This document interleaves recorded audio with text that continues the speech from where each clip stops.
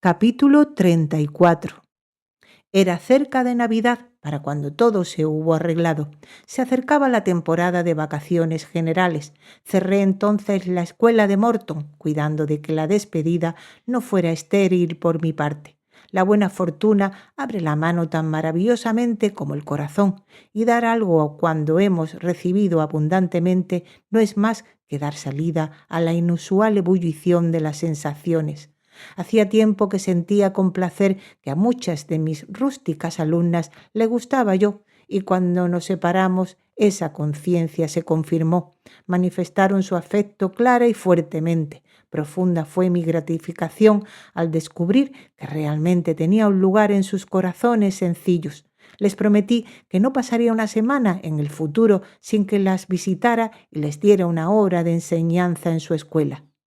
El señor Rivers se acercó mientras, habiendo visto a las clases, que ahora sumaban 60 niñas, desfilar ante mí y cerrando la puerta con llave, yo estaba de pie con la llave en la mano, intercambiando unas pocas palabras de especial despedida con media docena de mis mejores alumnas, jóvenes tan decentes, respetables, modestas y bien informadas como se podían encontrar en las filas del campesinado británico. Y eso es decir mucho, pues después de todo, el campesinado británico es el mejor instruido, el de mejores modales, el más respetuoso de sí mismo de toda Europa. Desde aquellos días he visto paisans y baurens y los mejores de ellas me parecieron ignorantes, toscas y embrutecidas en comparación con mis chicas de Morton. ¿Considera que ha obtenido su recompensa por alguna temporada de esfuerzo?, preguntó el señor Rivers cuando se hubieron marchado. ¿No le da placer la conciencia de haber hecho algún bien real en su día y generación? Sin duda. Y solo ha trabajado unos pocos meses. ¿No estaría bien empleada una vida dedicada a la tarea de regenerar su raza? Sí, dije, pero no podría seguir así para siempre. Quiero disfrutar de mis propias facultades, así como cultivar la de las otras personas. Debo disfrutarlas ahora. No recuerde ni a mi mente ni a mi cuerpo la escuela. Estoy fuera de ella y dispuesta a unas vacaciones completas. Puso cara seria. ¿Y ahora qué? ¿Qué repentina avidez es esta que manifiesta? ¿Qué va a hacer? Ser activa, tan activa como pueda, y primero debo rogarle que deje libre a Hannah y consiga a otra o persona que lo atienda. ¿La necesita? Sí, para que vaya conmigo a Moor House. Diana y Mary estarán en casa en una semana y quiero tener todo en orden para su llegada. Entiendo, pensé que se disponía a escaparse en alguna excursión. Es mejor así. Hannah irá con usted. Dígale que esté lista para mañana entonces y aquí tiene la llave del aula. Le daré la llave de mi cabaña por la mañana. La tomó. La entrega a usted con mucha alegría, dijo. No entiendo del todo su ligereza de corazón, porque no puedo decir qué empleo se propone como sustituto del que abandona, qué meta, qué propósito, qué ambición en la vida tiene ahora. Mi primera meta será limpiar a fondo, comprende toda la fuerza de la expresión, limpiar a fondo Moor House, desde la cámara hasta el sótano. La siguiente, abrillantarlo con cera de abejas, aceite y un número indefinido de paños, hasta que vuelva a relucir. La tercera, arreglar cada silla, mesa, cama, alfombra con precisión matemática. Después estaré a punto de arruinarlo en carbón y turba para mantener buenos fuegos en cada habitación. Y finalmente, los 2 días anteriores a aquel en que se esperan a sus hermanas serán dedicados por Hannah y por mí a tal batir de huevos, clasificar de pasas, rallar de especias, componer de pasteles de Navidad, picar de ingredientes para pasteles de carne y solemnizar de otros ritos culinarios, que las palabras apenas pueden transmitir una noción adecuada a la no iniciados como usted. Mi propósito, en resumen, es tener todas las cosas en un estado de preparación absolutamente perfecto para Diana y Mary, para el próximo jueves. Saint John's sonrió ligeramente, aún así estaba insatisfecho. Está todo muy bien por el momento, dijo, pero seriamente confío en que cuando pase el primer arrebato de vivacidad mirará un poco más alto que los afectos domésticos y las alegrías del hogar. Las mejores cosas que el mundo tiene, interrumpí. No, Jane, no. Este mundo no es la escena de la fruición. No intenta hacerlo así, ni del descanso. No se vuelva perezosa. Pretendo, por el contrario, estar ocupada. Jane, la excuso por el presente. Le concedo 2 meses de gracia para el pleno disfrute de su nueva posición y para complacerse con este encanto tardíamente encontrado de la relación familiar. Pero entonces espero que empiece a mirar más allá de Moor House y Morton y de la sociedad fraternal y de la calma egoísta y el confort sensual de la afluencia civilizada. Espero que sus energías entonces la vuelvan a perturbar con su fuerza. Lo miré con sorpresa. Saint John's, dije, creo que es usted casi malvado al hablar así. Estoy dispuesta a estar tan contenta como una reina y usted intenta incitarme a la inquietud. ¿Con qué fin? Con el fin de aprovechar los talentos que Dios ha confiado a su custodia y de los cuales seguramente un día le pedirá una cuenta estricta. Jane, la vigilaré de cerca y con ansiedad, de eso le advierto, y trate de refrenar el fervor desproporcionado con que se arroja a los placeres hogareños comunes. No se aferre tan tenazmente a los lazos de la carne. Guarde su constancia y ardor para una causa adecuada. Absténgase de desperdiciarlos en objetos triviales y transitorios. ¿Oye, Jane? Sí, como si estuviera hablando en griego, siento que tengo una causa adecuada para ser feliz y seré feliz. Adiós. Feliz en Moor House estuve y duro trabajé. Y también Hannah estaba encantada de ver lo jovial que podía ser en medio del ajetreo de una casa puesta patas arriba, cómo podía cepillar y quitar el polvo y limpiar y cocinar. Y realmente después de un día o dos de confusión, peor confundida, fue delicioso invocar gradualmente el orden desde el caos que nosotros mismas habíamos creado. Previamente había hecho un viaje al pueblo para comprar algunos muebles nuevos. Mis primas me habían dado carta blanca para efectuar las alteraciones que me placiera y se habían reservado una suma para ese propósito. La sala de estar y los dormitorios ordinarios los dejé más o menos como estaban, pues sabía que Diana y Mary obtendrían más placer al ver de nuevo las viejas y hogareñas mesas, sillas y camas que con el espectáculo de las innovaciones más elegantes. Aún así, era necesaria alguna novedad para dar a su regreso el picante con el que se deseaba que estuviera investido. Alfombras y cortinas nuevas, oscuras y hermosas, la disposición de algunos adornos antiguos cuidadosamente seleccionados en porcelana y bronce, nuevos cubiertos, espejos y neceseres para los tocadores cumplieron el fin. Parecían frescos sin ser llamativos. Un salón y un dormitorio de invitados lo reamueblé por completo, con caoba antigua y tapicería carmesí. Puse lona en el pasillo y alfombras en la escalera.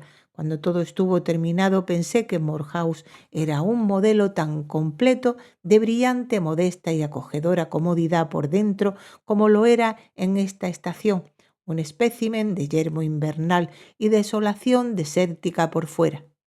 El jueves llegó por fin. Se las esperaba sobre el anochecer y antes del crepúsculo se encendieron fuegos arriba y abajo. La cocina estaba en perfecto orden. Hannah y yo estábamos vestidas y todo estaba listo. John llegó primero. Le había suplicado que se mantuviera alejado de la casa hasta que todo estuviera arreglado, y de hecho la sola idea de la conmoción, a la vez sórdida y trivial, que tenía lugar dentro de sus muros, bastó para ahuyentarlo. Me encontró en la cocina observando el progreso de ciertos pasteles para el té que se estaban horneando. Acercándose al hogar preguntó si por fin estaba satisfecha con el trabajo de criada.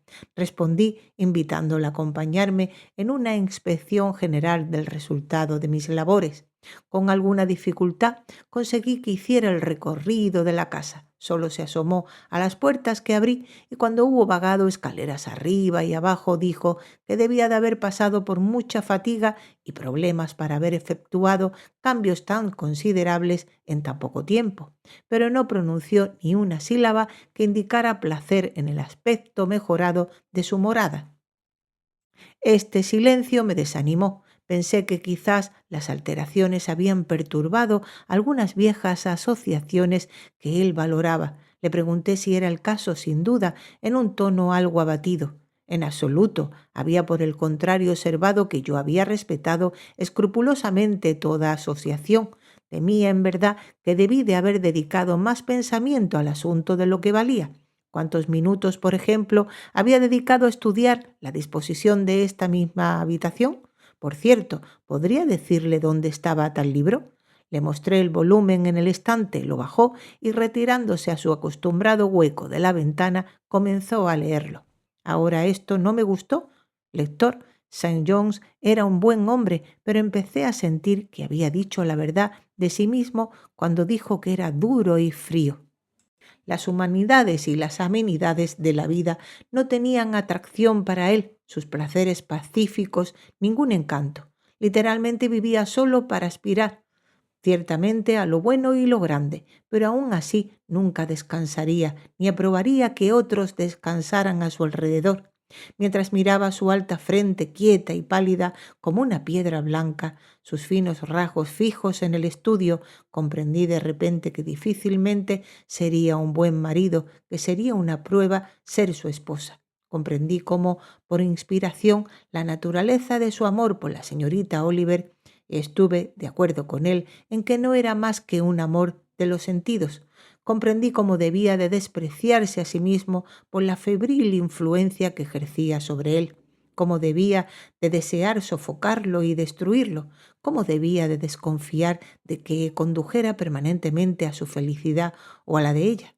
Vi que era del material del que la naturaleza talla a sus héroes, a sus legisladores, a sus estadistas, a sus conquistadores, un baluarte firme sobre el que descansar grandes intereses.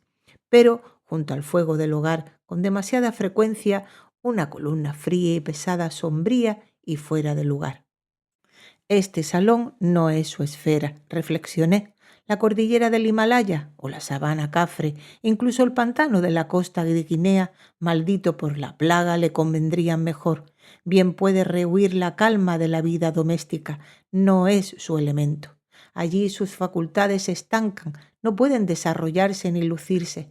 Es en escenas de lucha y peligro donde hablará y se moverá como líder y superior. Un niño alegre tendría ventaja sobre él en este hogar. Tiene razón al elegir una carrera de misionero. Lo veo ahora. Ya vienen, gritó Hannah, abriendo de par en par la puerta del salón. En el mismo momento, el viejo Carlo ladró alegremente. Salí corriendo, ya estaba oscuro, pero se oía un retumbar de ruedas. Hannah pronto encendió un farol. El vehículo se había detenido en el postigo. El conductor abrió la puerta. Primero una forma bien conocida, luego otra salieron. En un minuto tenía mi cara bajo sus gorros, en contacto primero con la suave mejilla de Mary y luego con los rizos ondulantes de Diana. Rieron, me besaron, luego a Hannah, acariciaron a Carlo, que estaba medio loco de alegría. Preguntaron ansiosamente si todo estaba bien y al ser aseguradas en afirmativo, se apresuraron a entrar en la casa. Estaban entumecidas por su largo y accidentado viaje desde Whitcross y heladas por el aire nocturno, pero sus agradables semblantes se expandieron ante la alegre luz del fuego. Mientras el conductor y Hannah traían las cajas, preguntaron por Saint John's y en ese momento él avanzó desde el salón. Ambas le echaron los brazos al cuello a la vez. Él le dio a cada una un beso tranquilo, dijo en voz baja unas pocas palabras de bienvenida, se quedó un rato para que le hablaran y luego, insinuando que suponía que pronto se reunirían con él en el salón, se retiró allí como a un lugar de refugio.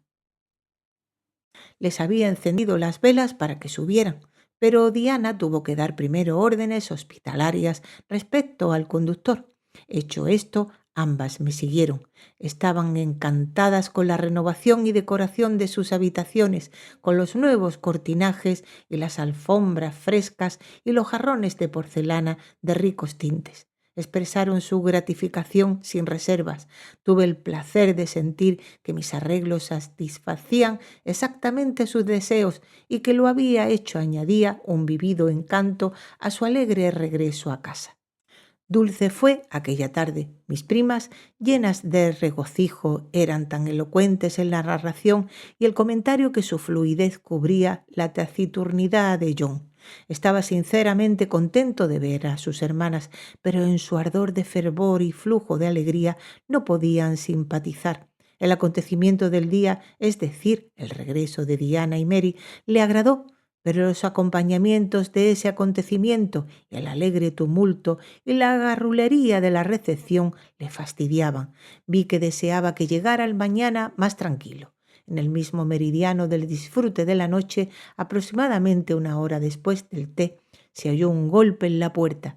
Hannah entró con la noticia de que un pobre muchacho había venido a esa hora tan improbable a buscar al señor Rivers para ver a su madre, que se estaba muriendo. ¿Dónde vive Hannah? Allá arriba en Whitcross Brow, a casi 4 millas y todo el camino por páramos y pantanos. Dile que iré. Estoy segura, señor, de que sería mejor que no. Es el peor camino para viajar después de oscurecer que puede haber. No hay sendero alguno sobre la ciénaga y además es una noche tan cruda, el viento más agudo que haya sentido. Sería mejor que mandara decir, señor, que estará allí por la mañana. Pero él ya estaba en el pasillo poniéndose la capa y sin una sola objeción, un solo murmullo, partió. Eran entonces las 9 en punto. No regresó hasta la medianoche. Bastante muerto de hambre y cansado estaba, pero parecía más feliz que cuando partió. Había realizado un acto de deber. Había hecho un esfuerzo, sentido su propia fuerza para hacer y negar, y estaba en mejores términos consigo mismo. Me temo que toda la semana siguiente puso a prueba su paciencia. Era la semana de Navidad.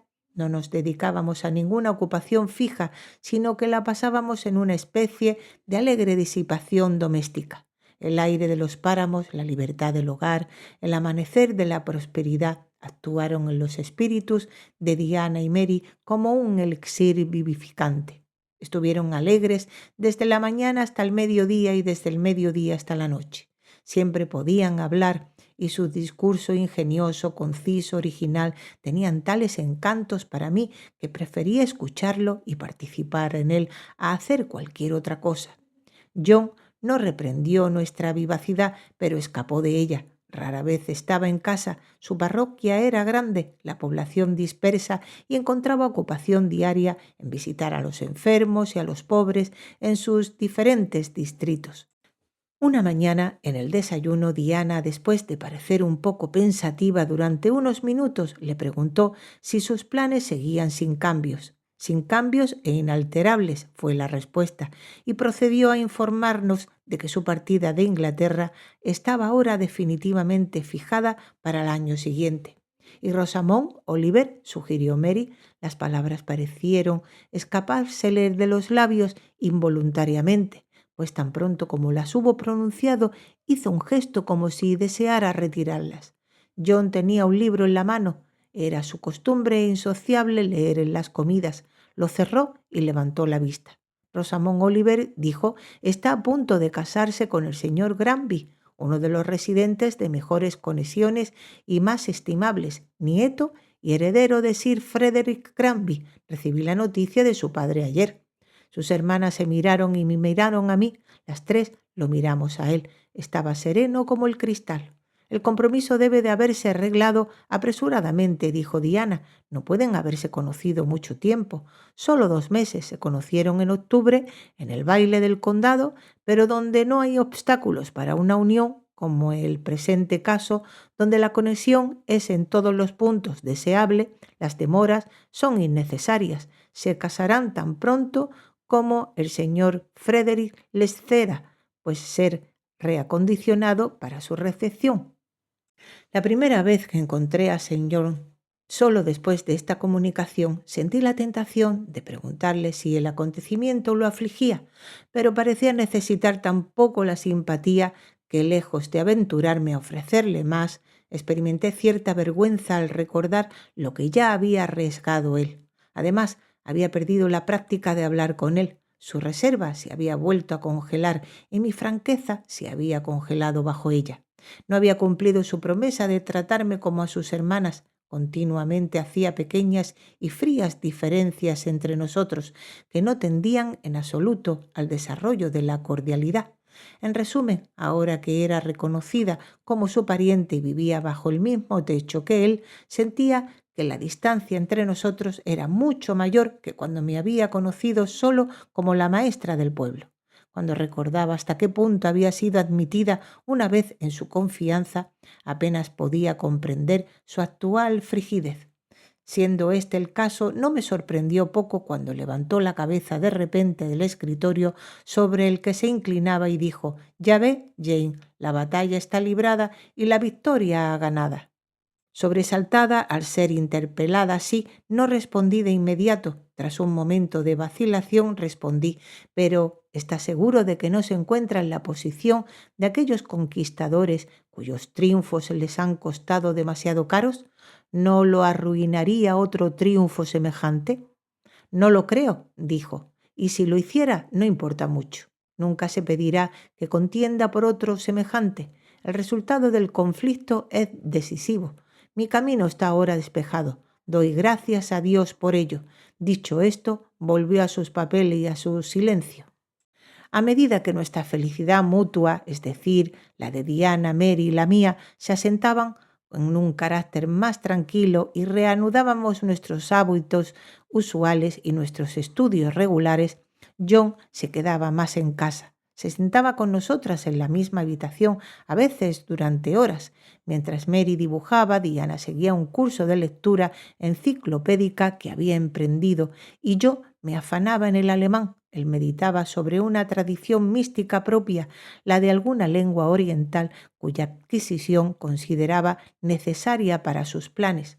Así ocupado, parecía sentado en su propio rincón, bastante tranquilo y absorto, pero esos ojos azules suyos tenían la costumbre de dejar la gramática de aspecto exótico y vagar, y a veces fijarse en nosotras, sus compañeras de estudio.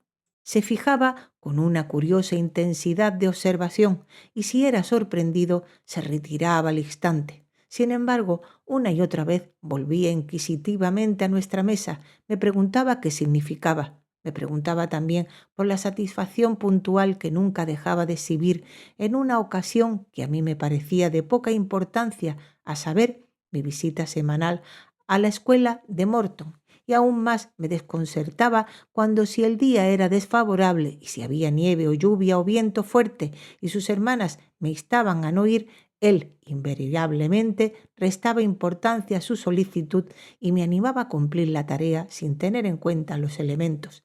«Jane no es tan débil como querríais hacerla», diría. «Puede soportar una ráfaga de montaña o un aguacero o unos pocos copos de nieve, también como cualquiera de nosotros. Su constitución es a la vez sana y elástica, mejor calculada para soportar las variaciones del clima que muchas más robustas». Y cuando regresaba, a veces bastante cansada y no poco maltratada por el tiempo, nunca me atrevía a quejarme porque veía que murmurar sería vejarlo. En todas las ocasiones la fortaleza le complacía, lo contrario era una molestia especial. Una tarde, sin embargo, obtuve permiso para quedarme en casa porque realmente tenía un resfriado. Sus hermanas habían ido a Morton en mi lugar y yo estaba sentada leyendo a Schiller, él descifrando sus enrevesados pergaminos orientales. Al cambiar una traducción por un ejercicio, acerté a mirar en su dirección y allí me encontré bajo la influencia de los ojos azules siempre vigilantes. Cuánto tiempo me había estado escudriñando de arriba abajo, y una y otra vez, no puedo decirlo, era tan agudo y sin embargo tan frío que por un momento me sentí supersticiosa, como si estuviera sentada en la habitación con algo siniestro.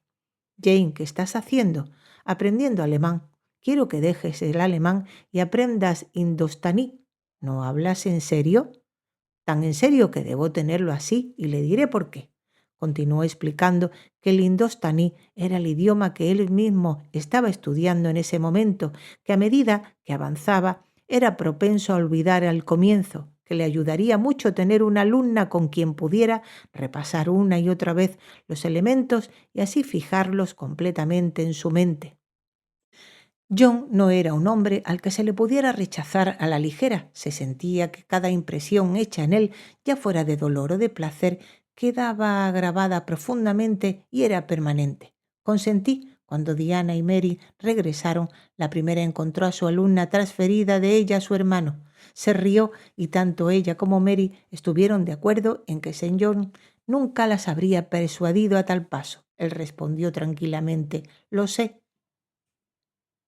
Lo encontré un maestro muy paciente, muy tolerante y sin embargo exigente. Esperaba que hiciera mucho y cuando cumplía sus expectativas, él, a su manera, testificaba plenamente su aprobación. Poco a poco adquirió una cierta influencia sobre mí que me quitó la libertad de mente. Su elogio y su atención eran más restrictivos que su indiferencia. Ya no podía hablar ni reír libremente cuando él estaba cerca, porque un instinto fastidiosamente inoportuno me recordaba que la vivacidad le resultaba desagradable. Era tan plenamente consciente de que sólo los estados de ánimos y las ocupaciones serias eran aceptables para él, que en su presencia todo esfuerzo por mantener o seguir cualquier otro se volvía vano. Caí bajo un hechizo helador. Cuando decía ve, yo iba; ven, yo venía; haz esto, yo lo hacía, pero no amaba mi servidumbre. Deseé muchas veces que hubiera seguido descuidándome. Una tarde, a la hora de acostarse, mientras sus hermanas y yo estábamos de pie a su alrededor, dándole las buenas noches, besó a cada una de ellas como era su costumbre, y como era igualmente su costumbre, me dio la mano. Diana, que casualmente estaba de un humor juguetón, ella estaba dolorosamente controlada por su voluntad, pues la suya de otra manera era igual de fuerte, exclamó: «John, solías llamar a Jane tu tercera hermana, pero no la tratas como tal. Debías besarla también». Me empujó hacia él. Pensé que Diana era muy provocadora y me sentí incómodamente confundida. Y mientras pensaba y sentía esto, John inclinó la cabeza, su rostro griego se puso a la altura del mío, sus ojos interrogaron a mis ojos penetrantemente, me besó.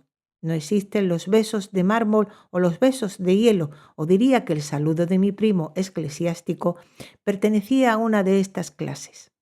Pero puede haber besos de experimento, y el suyo fue un beso de experimento. Una vez dado, me observó para conocer el resultado. No fue llamativo. Estoy segura de que no me sonrojé. Quizás me puse un poco pálida, pues sentí como si este beso fuera un sello fijado a mis grilletes. Nunca omitió la ceremonia después, y la gravedad y la quietud con que la sufría parecía investirla para él de un cierto encanto. En cuanto a mí, deseaba cada día más complacerlo, pero para hacerlo sentía cada día más y más que debía repudiar la mitad de mi naturaleza y sofocar la mitad de mis facultades, arrancar mis gustos de su inclinación original, forzarme a la adopción de actividades para las que no tenía vocación natural. No solo su ascendiente, sin embargo, me tenía esclavizada en el presente.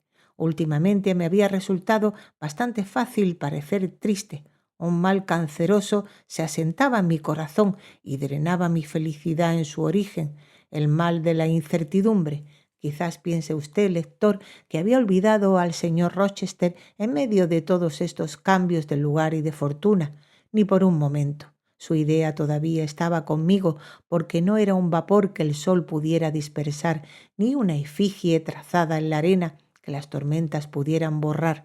Era un nombre grabado en una tablilla, destinado a durar tanto como el mármol que escribía. El anhelo de saber qué había sido de él me seguía a todas partes. Cuando estaba en Morton, volví a mi cabaña cada tarde para pensar en eso, y ahora en Moor House buscaba mi dormitorio cada noche para meditar sobre ello. En el transcurso de mi correspondencia necesaria con el señor Briggs sobre el testamento, había preguntado si sabía algo de la residencia actual y el estado de salud del señor Rochester, pero como John había conjeturado, ignoraba por completo todo lo concerniente a él. Escribí entonces a la señora Fairfax, suplicando información sobre el tema.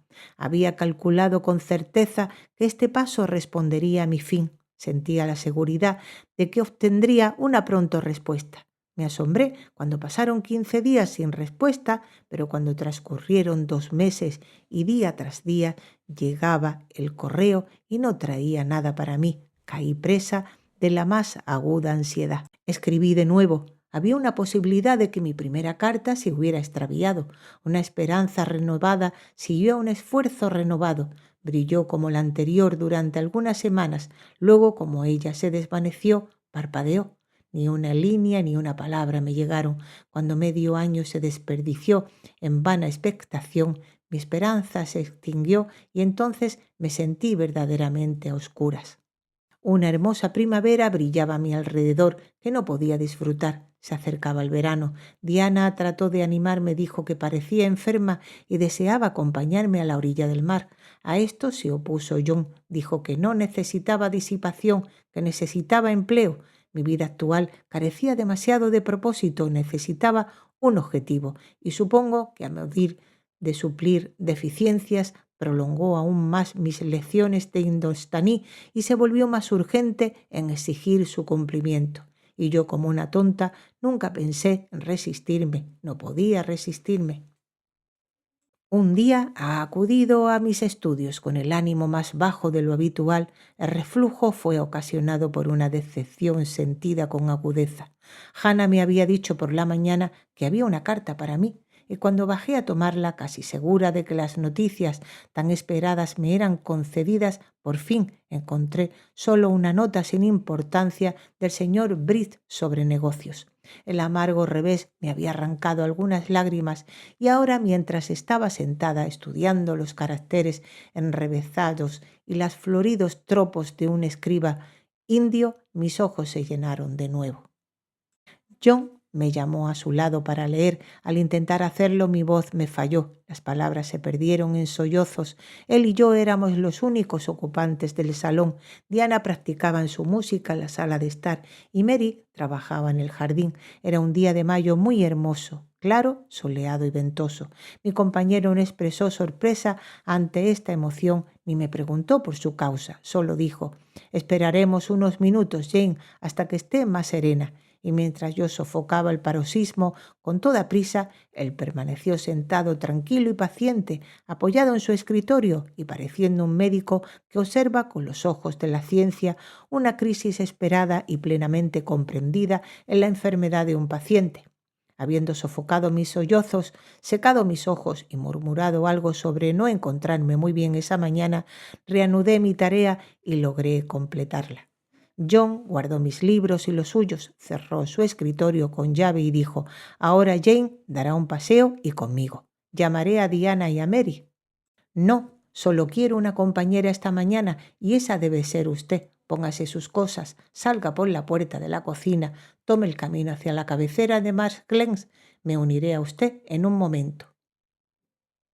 No conozco término medio. Nunca en mi vida he conocido ningún término medio en mi trato con caracteres positivos, duros, antagónicos al mío, entre la sumisión absoluta y la revuelta decidida.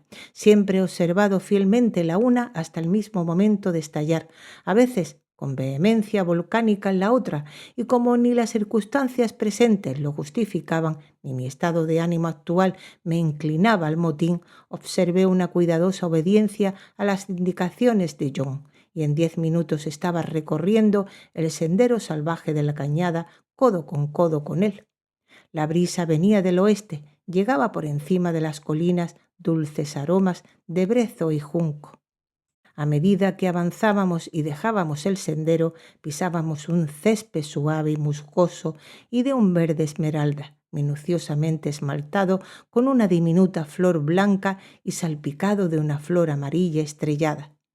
«Descansemos aquí», dijo John al llegar a los primeros rezagados de un batallón de rocas que guardaban una especie de paso, más allá del cual el arroyo se precipitaba en una cascada y donde aún un poco más lejos la montaña se despojaba de césped y flor. No tenía más vestidura que brezo y por gema el peñasco, donde exageraba la salvaje hasta lo feroz y cambiaba lo fresco por lo ceñudo, donde guardaba la última esperanza de la soledad y un último refugio para el silencio. Tomé asiento. John se quedó de pie cerca de mí, miró hacia arriba del paso y hacia abajo de la hondonada. Su mirada vagó con el arroyo y regresó para recorrer el cielo despejado que lo coloreaba. Se quitó el sombrero, dejó que la brisa le agitara el pelo y le besara la frente. Parecía en comunión con el genio del lugar. Con sus ojos se despidió de algo. «Y lo volveré a ver», dijo en voz alta, «en sueños, cuando duerma junto al Gens, de nuevo en una hora más remota, cuando otro sueño me venza, en la orilla de un arroyo más oscuro». Extrañas palabras de un extraño amor, la austera pasión de un patriota por su patria. Se sentó. Durante media hora no hablamos, ni él a mí, ni yo a él. Pasado ese intervalo, reanudó. «Jane, me voy en 6 semanas. He tomado mi pasaje en un buque de las Indias Orientales que zarpa el 20 de junio. Dios la protegerá, pues ha emprendido su obra», respondí. «Sí», dijo, «ahí está mi gloria y mi alegría. Soy el siervo de un maestro infalible. No salgo bajo guía humana, sujeto a las leyes defectuosas y el control erróneo de mis débiles semejantes. Me parece extraño que todos a mi alrededor no ardan por alistarse bajo la misma bandera, por unirse a la misma empresa. No todos tienen sus poderes y sería una locura que los débiles desearan marchar con los fuertes. No hablo a los débiles ni pienso en ellos. Me dirijo solo a aquellos que son dignos de la obra y competentes para realizarla. Esos son pocos en número y difíciles de descubrir. Dice usted la verdad, pero cuando se encuentran es correcto incitarlos, instarlos y exhortarlos al esfuerzo, mostrarles cuáles son sus dones y por qué les fueron dados, hablarles el mensaje del cielo al oído, ofrecerles directamente de Dios un lugar en las filas de sus elegidos. Si están realmente cualificados para la tarea, ¿no serán sus propios corazones los primeros en informarles de ello? Sentí como si un encanto terrible se estuviera formando a mi alrededor y se estuviera acumulando sobre mí. Temblé al oír pronunciar alguna palabra fatal que a la vez declararía y remacharía el hechizo. «¿Y qué dice tu corazón?», demandó John. «Mi corazón está mudo, mi corazón está mudo», respondí, impresionada y estremecida. «Entonces debo hablar por él», continuó la voz profunda e implacable. «Jane, ven conmigo a la India, ven como mi compañera y colaboradora». La cañada y el cielo giraron, las colinas se agitaron. Fue como si hubiera oído una llamada del cielo, como si un mensaje visionario como el de Macedonia hubiera enunciado: «Pasa y ayúdanos». Pero yo no era un apóstol, no podía contemplar al heraldo, no podía recibir su llamada. «Oh, John», grité, «tenga algo de piedad». Apelé a uno que en el cumplimiento de lo que creía su deber no conocía ni piedad ni remordimiento, y continuó: «Dios y la naturaleza te destinaron a ser la esposa de un misionero, Jane. No son dones personales, sino mentales los que te han dado. Estás formada para el trabajo, no para el amor. La esposa de un misionero debes, serás mía. Te reclamo no para mi placer, sino para el servicio de mi soberano». «No soy apta para ello, no tengo vocación», dije. Había calculado estas primeras objeciones, no se irritó por ellas. De hecho, mientras se reclinaba contra el peñasco detrás de él, cruzaba los brazos sobre el pecho y fijaba su semblante. Vi que estaba preparado para una oposición larga y difícil y que había acumulado una reserva de paciencia para que le durara hasta su fin, resuelto, sin embargo, a que ese fin fuera una conquista para él. «La humildad», Jane dijo, «es el fundamento de las virtudes cristianas. Dices bien que no eres apta para la obra. ¿Quién es apto para ella? ¿O quién al que alguna vez fue verdaderamente llamado se creyó digno de la llamada? Yo, por ejemplo, no soy más que polvo y ceniza. Conozco a mi líder, que es tan justo como poderoso, y mientras él ha elegido un instrumento débil para realizar una gran tarea, él, de los almacenes ilimitados de su providencia, suplirá la insuficiencia de los medios para el fin. Piensa como yo, Jane, confía como yo. Es en la roca de los siglos en la que te pido que te apoyes. No entiendo la vida de misionera, nunca he estudiado las labores misioneras. Ahí yo, humilde como soy, puedo ayudarte, la ayuda que necesitas. Puedo asignarte tu tarea de hora en hora, estar a tu lado siempre, ayudarte de momento a momento. Esto podría hacerlo al principio y pronto serías tan fuerte y apta como yo mismo y no requerirías mi ayuda. Pero mis poderes, ¿dónde están para esta empresa? No los siento. Nada habla ni se agita en mí mientras usted habla. No soy insensible a ninguna luz que se encienda, ninguna vida que se avive y ninguna voz que aconseje o anime. Ojalá pudiera hacerle ver cuánto se parece mi mente en este momento a una mazmorra sin luz, con un miedo encogido, encadenado en sus profundidades. Tengo una respuesta para ti, escúchala. Te he observado desde que nos conocimos. Te he hecho mi estudio durante 10 meses. Te he puesto a prueba en ese tiempo con diversas pruebas. ¿Y qué he visto y obtenido? En la escuela del pueblo descubrí que podías desempeñar bien, puntualmente, rectamente, una labor ajena a tus hábitos e inclinaciones, y vi que podías desempeñarla con capacidad y tacto. En la docilidad con que a mi deseo abandonaste un estudio en el que estabas interesada y adoptaste otro porque me interesaba a mí, en la incansable asiduidad con que desde entonces has perseverado en él. Deja de desconfiar de ti misma, Jane. Eres dócil, diligente, desinteresada, fiel y constante y valiente, muy dulce y muy heroica. Como directora de escuelas de Indias y ayudante entre las mujeres indias, tu ayuda será para mí inestimable.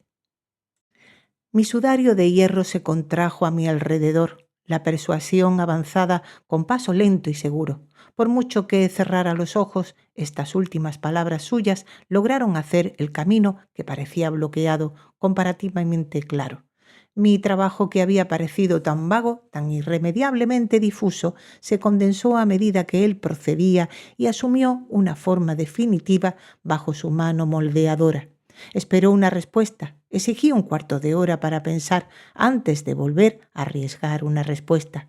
Con mucho gusto, replicó, y levantándose se alejó un poco por el paso. Se arrojó sobre un promontorio de brezo y allí permaneció quieto. Puedo hacer lo que él quiere que haga, me veo obligada a verlo y reconocerlo, medité, es decir, si se me perdona la vida. Pero siento que la mía no es una existencia que se prolongue mucho bajo un sol indio. ¿Y entonces qué? A él no le importa eso. Al dejar Inglaterra, dejaría una tierra amada, pero vacía. El señor Rochester no está allí. Y si estuviera, ¿qué es? ¿Qué? ¿Puedo ser eso para mí? Mi asunto es vivir sin él ahora. Nada tan absurdo y tan débil como arrastrarse día a día, como si esperara algún cambio imposible en las circunstancias que pudiera reunirme con él.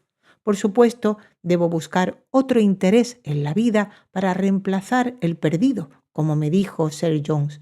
No es la ocupación que ahora me ofrece verdaderamente la más gloriosa que el hombre puede adoptar a Dios asignar. No es por sus nobles cuidados y sus sublimes resultados la más adecuada para llenar el vacío dejado por afectos arrancados y esperanzas demolidas. Creo que debo decir que sí, y sin embargo me estremezco. Ay, si me uno a Sir Jones, abandono la mitad de mí misma. Si voy a la India, voy a una muerte prematura. ¿Y cómo se llenará el intervalo entre dejar Inglaterra por la India y la India por la tumba? Oh, lo sé bien, eso también está muy claro para mi visión. Esforzándome por satisfacer a Sir John hasta que me duelan los tendones, lo satisfaceré hasta el punto central más fino y el círculo exterior más lejano de sus expectativas. Si voy con él, si hago el sacrificio que él insta, lo haré absolutamente. Lo arrojaré todo al altar, corazón, entrañas, la víctima entera. Él nunca me amará, pero me aprobará. Él mostrará las energías que aún no ha visto, recursos que nunca ha sospechado de mí. Sí, puedo trabajar tan duro como él y con tan poca reticencia. Consentir entonces a su demanda es posible, pero por un detalle y un detalle espantoso. Y es que me pide que sea su esposa y no tiene más corazón de marido para mí que ese gigante ceñudo de roca por el que el arroyo espuma en la garganta de allá. Me valora como un soldado, valoraría una buena arma, y eso es todo. Sin estar casada con él, esto nunca me afligiría, pero Puedo dejarle completar sus cálculos, poner fríamente en práctica sus planes, pasar por la ceremonia de la boda. Puedo recibir de él el anillo nupcial, soportar todas las formas de amor, que no dudo que observaría escrupulosamente, y saber que el espíritu estaba completamente ausente. ¿Puedo soportar la conciencia de que cada caricia que me prodiga es un sacrificio hecho por principio? No. Tal martirio sería monstruoso para mí. Nunca lo sufriré. Como su hermana podría acompañarlo, no como su esposa. Se lo diré. Miré hacia el montículo. Allí yacía inmóvil como una columna postrada, su rostro vuelto hacia mí y sus ojos radiantes, vigilantes y agudos. Se puso de pie de un salto y se acercó a mí. Estoy lista para ir a la India, si puedo ir libre. Su respuesta requiere un comentario, dijo. No está clara. Hasta ahora ha sido mi hermano adoptivo y yo su hermana adoptiva. Continuemos así. Será mejor que usted y yo no nos casemos. Sacudió la cabeza.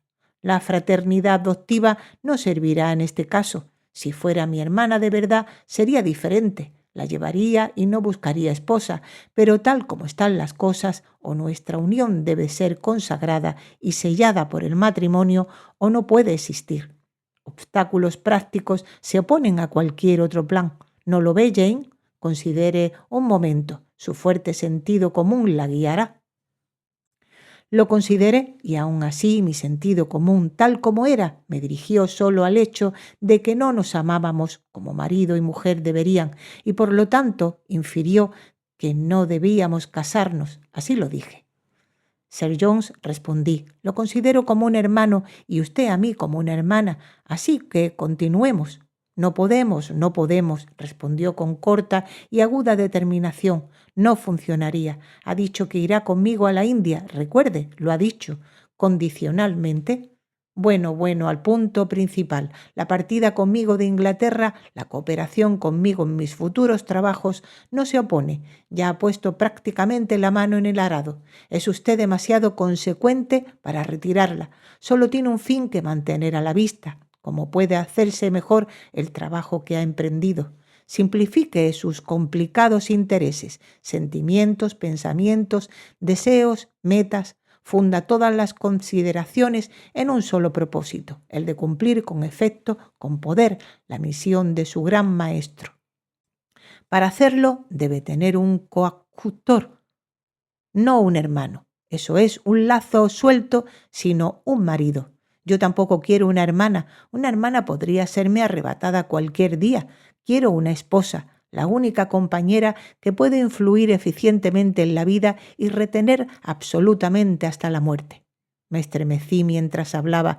Sentí su influencia en mi médula, su dominio sobre mis miembros. Busque una en otra parte que no sea en mí, Sir Jones. Busque una adecuada para usted. Una adecuada para mi propósito quiere decir adecuada para mi vocación. De nuevo le digo que no es con el insignificante individuo particular, el mero hombre, con los sentidos egoístas del hombre con quien deseo unirme, es con el misionero. Y yo le daré al misionero mis energías, es todo lo que quiere, pero no a mí misma. Eso sería solo añadir la cáscara y la concha al grano. Para ellas no tiene uso, las retengo. No puede, no debe. ¿Cree que Dios se satisfará con media ofrenda? ¿Aceptará un sacrificio mutilado?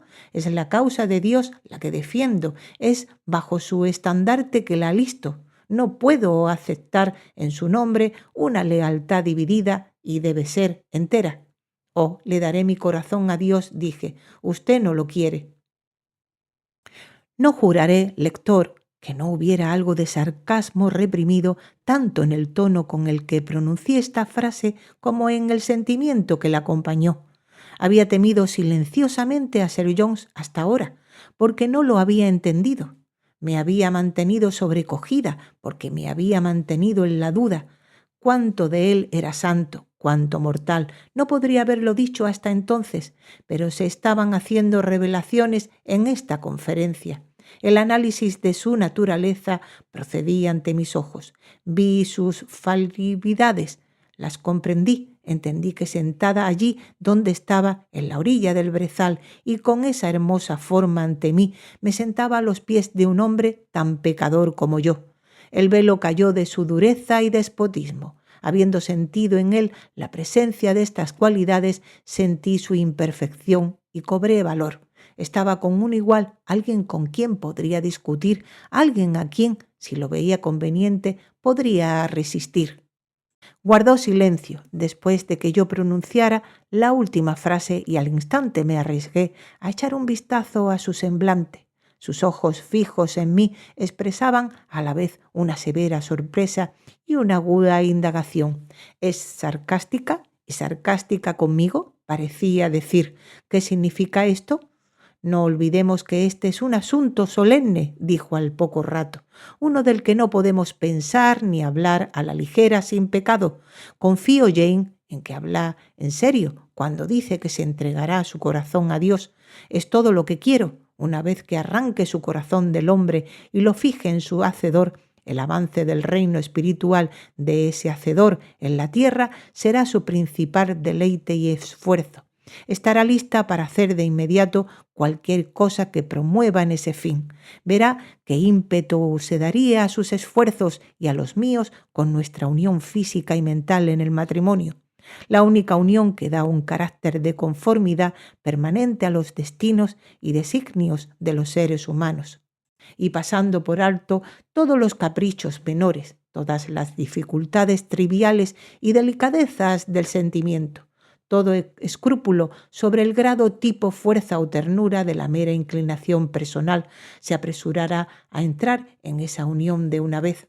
¿Lo haré?, dije brevemente, y miré sus rasgos hermosos en su armonía, pero extrañamente formidables en su severidad inmóvil, su frente imponente pero no abierta, sus ojos brillantes, profundos e inquisitivos, pero nunca suaves, su alta e imponente figura, y me imaginé en idea su esposa. Oh, nunca funcionaría como su coadjutora, su camarada, todo estaría bien, cruzaría océanos con él en esa capacidad. Trabajaría bajo soles orientales, en desiertos asiáticos con él en ese oficio. Admiraría y emularía su coraje, su devoción y su vigor.